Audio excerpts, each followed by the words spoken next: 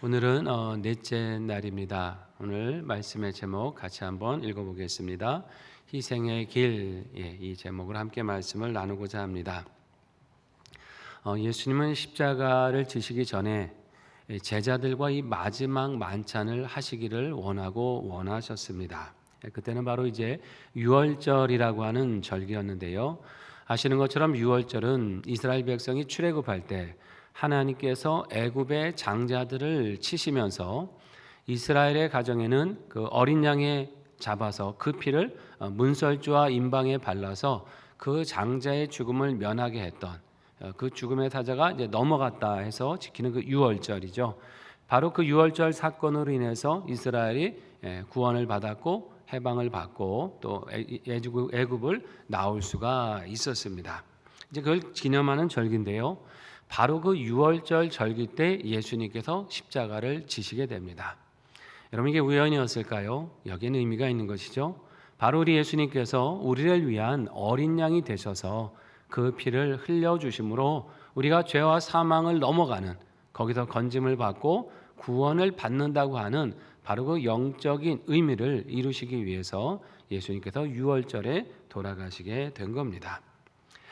이제 십자가를 지시기까지 시간이 얼마 남지 않았던 거죠. 예수님께서 하루 순간순간이 얼마나 소중하셨겠어요. 제자들과 조금이라도 더 함께 그 시간을 보내기를 원하셨습니다. 특별히 유월절 만찬을 하시기를 원했던 것은 예수님이 감당하실 이 희생의 의미를 이 사건을 통해서 이제 제자들이 잊지 않고 계속해서 기억할 것을 바라셨기 때문이에요. 본문에 보면 예수님이 제자들에게 이런 말씀을 하십니다. 이제는 이 유월절을 하나님의 나라에서 먹기까지 다시는 내가 여기서 먹지 않겠다라는 말씀을 하세요. 이 말씀은 이제 예수님이 곧 죽으시기 때문에 더 이상 이 땅에서는 이 만찬을 할 수 있는 시간이 없다는 의미이기도 하지만, 이것은 이제 장차 주님이 재림하실 때 하나님의 나라에서 어린 양의 혼인잔치가 있을 것이다. 그 나라에서 다시 먹을 날이 올 것이다. 이것을 지금 말씀하시는 것입니다. 이제 구약적인 의미에서 이제 유월절은 마감이 되겠죠. 그리고 유월절 어린 양이 대신 예수님으로 인해서 이것을 기억하고 기념하는 그런 삶을 우리가 살다가 나중에는 하나님의 나라에서 온전한 천국 잔치에 참여하게 된다는 것을 예시하고 계신 거예요. 그것을 지켜가는 전통이 뭡니까? 바로 우리가 하는 성찬식의 전통이죠.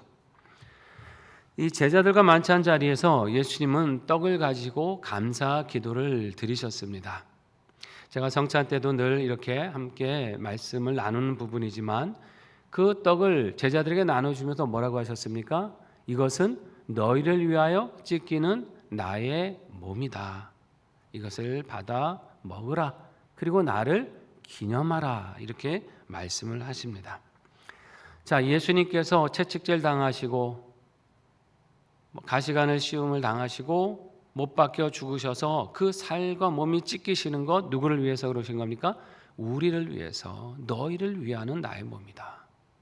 우리가 아니었다면 그 몸이 상하시고 찢기실 일이 없었는데 우리를 위해서 상하게 되셨고 찢기셨다는 말씀이에요.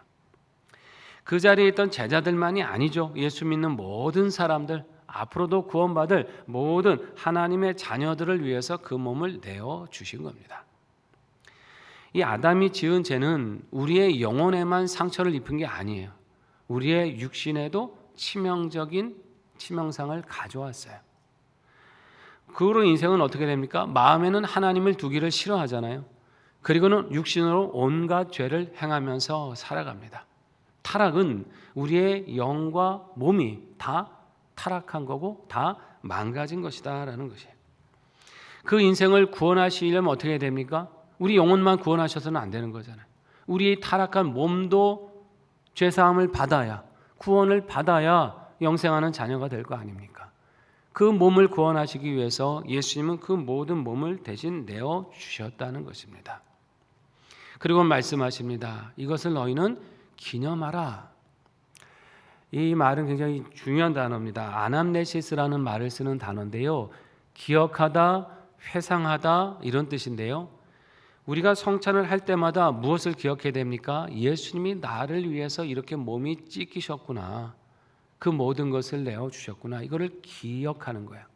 단지 과거의 일이다라고 기억하는 게 아닙니다. 이건 회상을 통해서 어떻게 하라는 거예요? 지금 현재의 사건으로, 내게 지금 임하고 있는 사건으로, 그 은혜로 기억하라고 하시는 것입니다.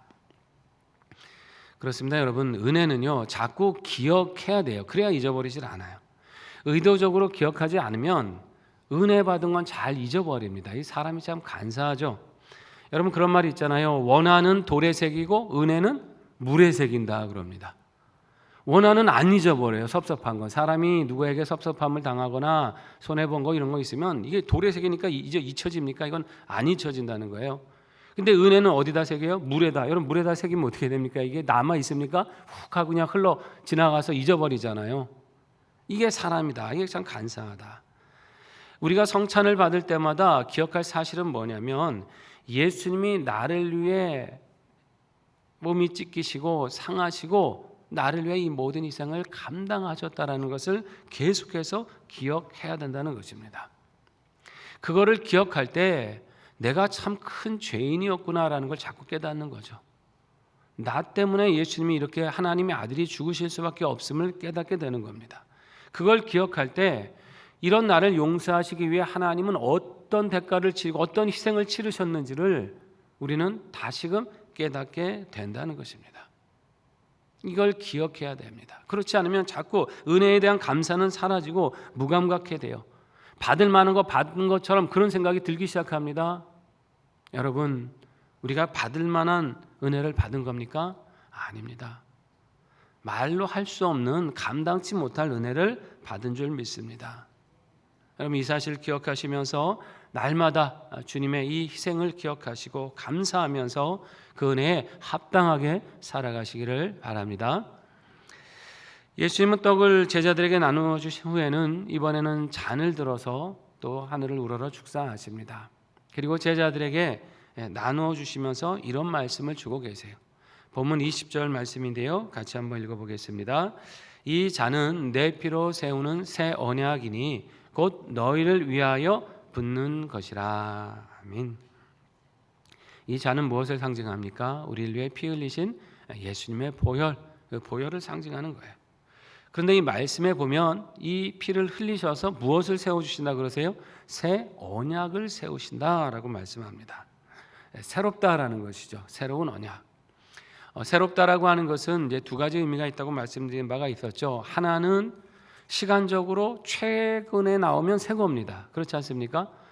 이전에 1년 전에 나온 것보다 지금 나오면 더 새 거라고 우리는 말을 하죠. 뭐 질적인 차이는 없습니다. 질적인 건 똑같아요. 그러나 최근에, 시간적으로 최근에 만들어졌기 때문에 우리는 새롭다고 합니다. 근데 또 하나의 새롭다는 의미가 있죠. 이건 뭐냐면 전혀 새로운 종류다라고 할 때 이제 새롭다는 거예요. 이전에 있던 것과는 본질적으로 다르다 할 때 새롭다는 거예요. 뭔가 비슷해 보이지만 예전의 차원과는 완전히 다른, 전혀 다른 차원의 것이 나오면 그것을 우리는 새롭다라고 말합니다. 여기 새롭다는 건 뭐겠습니까? 두 번째 의미입니다. 헬라어로는 카이노스라는 단어를 쓰는데요, 이전에 주셨던 언약과는 질적으로 다른, 내용적으로 완전히 다른 새로운 의미의 언약이다라는 말씀입니다. 새 언약이 있다는 건 옛 언약도 있다는 말씀 아닙니까? 이전에 한번 주일 설교를 통해 말씀드린 바가 있습니다만, 옛 언약은 어떻게 됩니까? 우리가 율법을 지켜야 되는 거예요. 그러면 사는 거고, 율법을 어기면 징계와 심판이 따릅니다. 그래서 옛 언약에서는 죄를 지을 때마다 어떻게 해요? 짐승을 잡아서 그 피를 흘려서 나 대신 제사 드림으로 그 죄를 사함을 받았습니다. 이게 옛 언약입니다. 그런데 제사는 어떻게 해요? 사람이 죄를 지을 때마다 반복해서 짐승을 잡아서 제사를 드려야 됐습니다. 왜냐하면 이건 완전하지 않기 때문이죠. 인생이 계속해서 죄를 범하니까 범할 때마다 제사를 드리는 거예요. 자, 그러나 이제 하나님께서는 우리 예수님을 통해서 완전한 속죄를 이루셨습니다. 물론 인생은 또 다른 죄를 져요. 그러나 그 모든 것을 용서하시는 보혈이시기 때문에 다시 피 흘릴 필요가 없는 그 언약을 우리에게 주셨습니다. 옛 언약에서는 율법을 어길 때마다 두려운 마음으로 다시 제사를 준비해야 됐습니다. 내가 또 하나님 앞에 이 죽을 수밖에 없는 죄인이구나. 두렵고 떨리는 마음으로 다시 그 짐승을 잡는 거예요. 그러나 새 언약 아래 살아가는 사람은 예수님께서 이루시는 용서기 때문에 두려움이 아니라 다시 얼마든지 용서하시는 그 사랑을 의지하며 나아갈 수 있게 된 거예요. 왜냐하면 주님이 흘리신 피는 모든 인생의 죄를 용서하시기에 너무나 충분하시고 우리의 과거의 죄만이 아니라 미래의 죄까지도 능히 용서하시기에 충분하시기 때문입니다. 완전하신 용서의 보혈이시기 때문에 우리는 두려움이 아닌 거예요. 이제는 다시금 그 보혈을 의지하고 주님의 사랑을 의지하며 담대하게 하나님 앞에 용서를 구하며 나아갈 수 있게 된 것입니다. 여러분, 어떤 죄인이든지 회개하고 주님을 바랄 때 구원받는 줄 믿습니다. 그 은혜가 한없이, 새 언약의 은혜가 한없이 크신 거예요. 이 보혈의 은혜로 저와 여러분도 죄사함 받고 하나님의 자녀가 되었어요. 주님이 희생하셔서 죽어야 될 우리가 살았습니다. 이 은혜를 기억하며 감사함으로 지키는 예식, 그것이 바로 성찬 예식이에요. 그렇다고 하면 우리가 이 성찬을 통해서 과거의 일을 기념하고 기억한다고 해서 그때의 은혜가 그러면 지금 내게도 일어날 수 있는 걸까요? 우리가 이 문제를 한번 생각해 보게 되는 거죠. 우리 주님의 은혜를 기억하고 성찬에 참여할 때 내게 일어나는 은혜는 어떤 것인가? 바로 여기에 성찬의 신비가 있는 거예요. 종교개혁자인 칼빈, 그분은 성찬의 신비에 대해서 영적 임재설이라는 이야기를 합니다. 자, 우리가 성찬을 받을 때 기도한다고 해서 떡이 진짜 예수님의 몸이 되고 잔이 진짜 예수님의 피가 될까요? 그건 아니죠. 그렇게 생각하면 이건 좀 미신적인 거죠. 그렇게 되는 건 아닙니다. 떡은 떡이 그대로고 포도주는 포도주의 내용 그대로입니다. 그런데 칼빈은 우리가 믿음으로 이 떡과 잔을 받을 때 그것을 매개로 예수님께서 성령님을 통해 우리 각 사람에게 임하신다라고 말씀을 하는 거예요. 그게 영적으로 임재하신다. 그래서 영적 임재설이라는 말을 사용합니다. 그러니까 성찬은 단지 2000년 전 과거의 일을 단순히 기억하고 기념하는 차원으로 끝나는 게 아니라 그때 예수님께서 제자들에게 나누셨던 그 은혜를 지금 현재 우리가 이 자리에서 맛보게 되는 예식이라는 것입니다. 이것이 성찬의 신비인 거죠. 칼빈의 이 성찬에 대한 신학은 성찬에 대한 가장 적합한 설명이라고 할 수가 있습니다. 성찬은 단지 과거를 기념하는 게 아니에요. 그냥 그랬었지 하고 기념하고 끝나는 게 아닙니다. 주님의 그 은혜를 지금 오늘 내가 만나고 누리는 사건입니다. 그렇기 때문에 우리는 성찬을 행할 때마다 이것은 예수 그리스도와 연합하는 예식입니다라는 말씀을 드리는 거예요. 그분이 늘 우리와 함께 하시지만 이 성찬이라는 거룩한 예식을 통해서 우리에게 다시금 영적으로 임재하시는 사건을 우리는 경험하는 것입니다라고 선포하는 것입니다. 우리 기독교에 큰 두 가지 성례가 있죠. 세례와 성찬 아닙니까? 세례는 어떤 예식이에요? 이제 예수님을 나의 영적 신랑으로 모시고 주인으로 모시고 그분만을 위해 살겠다라는 결단하는 예식이 세례죠. 그럼 성찬은 무엇입니까? 주인 되신 그분과 늘 내가 동행하고 있습니다. 연합하고 있습니다. 계속해서 난 이렇게 살아가겠습니다. 이것을 다짐하고 증거하는 예식이 바로 성찬 예식입니다. 주님의 사랑을 회상할 뿐만 아니라 그 회상을 통해서 주님이 나와 함께 하시는 것을 깨닫고 나도 이제 주님을 위해 살아가고 주님과 동행하고 그분의 뜻을 이루며 가겠다고 하는 그 다짐하는 결단하는 예식이 바로 성찬의 예식인 겁니다. 또 이 성찬의 예식은요, 미래를 바라보는 소망의 예식이에요. 예수님께서 본문에서 뭐라 하셨습니까? 이 유월절이 하나님 나라에서 이르기까지 다시 먹지 아니하리라 그러셨어요. 이 말씀은 하나님 나라에서는 다시 이 잔치가 이루어진다라는 것을 우리에게 말씀하는 것이죠. 요한계시록 19장에 보면 주님이 다시 오실 때에 하늘나라에서는 어린 양의 혼인잔치가 열릴 것이다 라고 분명히 말씀하고 계십니다. 그때 믿음을 지키고 인내했던 모든 성도들은 예수님을 영원한 신랑으로 맞이하면서 영원한 그 기쁨의 잔치에 거하게 된다는 거예요. 하늘나라의 만찬의 주인공이 누구라는 것입니까? 우리 성도 한 사람 한 사람. 그리스도를 구주로 믿고 살아갔던, 믿음으로 승리했던 한 사람 한 사람이 바로 이 영원한 하늘나라 잔치에 참여하게 된다는 것입니다. 여러분, 이 모든 축복을 우리가 확신할 수 있는 이유가 무엇입니까? 하나님의 아들이 우리를 위해서 희생하셨기 때문이에요. 말씀으로만 이렇게 해줄 것이다, 말씀으로만 너에게 이렇게 영광이 있을 것이다 하신 것이 아니라 그것을 정말 우리에게 주시기 위해서 하나님의 아들 예수님께서 몸을 내주시고 그 피를 다 흘려주셨습니다. 여러분, 그렇다면 못 믿을 이유가 있는 겁니까? 하나님의 아들이 직접 이렇게 십자가에 희생하시면서까지 이루신 약속을 우리가 믿지 못한다면 그것이 오히려 잘못된 거죠.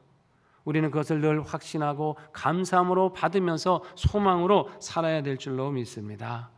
날마다 이 은혜를 기억하시고 주님의 희생을 감사하시면서 주님을 따르게 힘쓰셔서 구원의 은혜와 또 미래의 영광을 지금 우리의 삶의 자리에서 현재 누리면서 살아가시는 우리 모두가 되시기를 주의 이름으로 축원합니다.